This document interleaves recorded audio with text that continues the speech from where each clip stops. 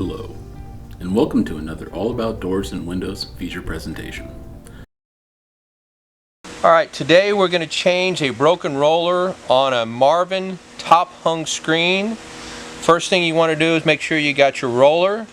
This is the outside, this is inside. Here's your screw.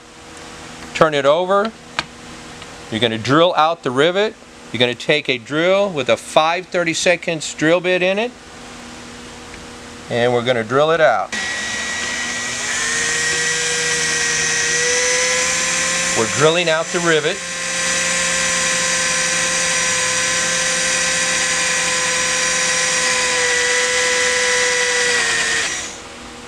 Rivet is drilled out.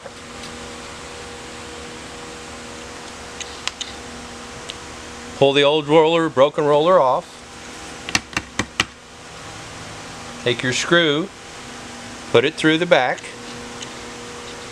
Take your roller, put it on with the screw head sticking out.